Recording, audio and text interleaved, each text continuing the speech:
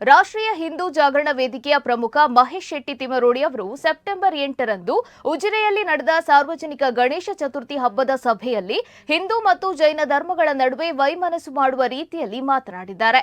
ಇದು ಧಾರ್ಮಿಕ ಭಾವನೆಗಳಿಗೆ ಘಾಸಿಯಾಗಿದೆ ಎಂದು ಬೆಳ್ತಂಗಡಿ ಪೊಲೀಸ್ ಠಾಣೆಗೆ ಸೆಪ್ಟೆಂಬರ್ 12ರಂದು ಜೈನ ಸಮುದಾಯ ದೂರು ನೀಡಿದೆ.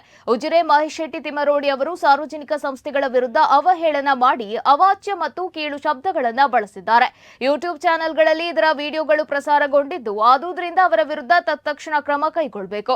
ಧಾರ್ಮಿಕ ಸಮಾರಂಭದಲ್ಲಿ ಜೈನ ಸಮುದಾಯಕ್ಕೆ ಬೆದರಿಕೆ ಹಾಕಿ ಟೀಕೆ ಮಾಡಿದ್ದಲ್ಲದೆ ಜಾತಿ ಮತ್ತು ಧಾರ್ಮಿಕ ಸಾಮರಸ್ಯ ಭಂಗ ಮಾಡುವ ಉದ್ದೇಶದಿಂದ ಅವಹೇಳನಕಾರಿ ಭಾಷಣ ಮಾಡಿದ್ದಾರೆ.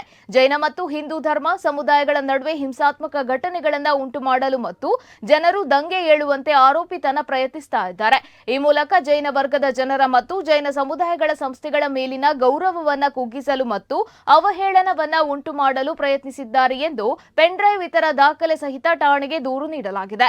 ಆರೋಪಿ ವಿರುದ್ಧ ತ್ವರಿತವಾಗಿ ತನಿಖೆ ನಡೆಸಿ ಸಾರ್ವಜನಿಕ ಶಾಂತಿ ಮತ್ತು ನ್ಯಾಯಕ್ಕಾಗಿ ಅಗತ್ಯವಾದ ಕಾನೂನು ಕ್ರಮ ನಡೆಸಿ ಎಂದು ಜೈನ ಸಮುದಾಯದಿಂದ ದೂರು ನೀಡಲಾಗಿದೆ. ಮುಂದೆ ಈ ಪ್ರಶ್ನೆಗಳು ಏನು ಉಲ್ಲೇಖ ಮಾಡಿದಿರಲ್ಲ, ಆಲ್ಮೋಸ್ಟ್ ಎಲ್ಲ ಇದೆಲ್ಲ ಇದರಲ್ಲಿ ಅವರ ಜಡ್ಜ್ಮೆಂಟ್ ಅಂದ್ರೆ ಮರು ತನಿಖೆ ಮಾಡಕ್ಕೆ ಆದೇಶ ಮಾಡಿದ್ರಲ್ಲಿ ಬಂದಿದೆ. ಈಗ ಅಲ್ಲಿಂದ ಇಲ್ಲಿದಂಗೆ, ಯಾಕಂದ್ರೆ ಅಲ್ಲಿ ಆಗಿದ್ದ ನೀವೇನು ಎತ್ತಿದ್ರಲ್ಲ ಪಾಯಿಂಟ್, ಅದೇ ಈಗ ಅದು ಆಗಿಲ್ಲ, ಈ ಕಾರಣಗಳು ಹೇಳಿ ಅಂತ ನೀವು ಕೇಳ್ತಿರೋದು.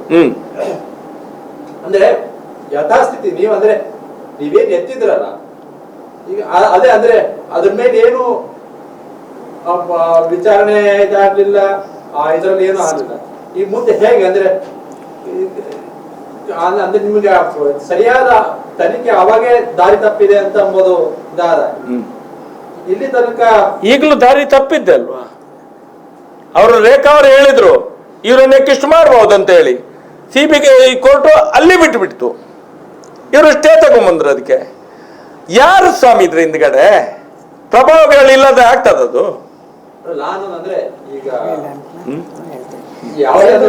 ಅದಕ್ಕೆ ಉತ್ತರ ಕೊಡ್ತಾರೆ ಲಾಯರ್ ಇದ್ದಾರೆ.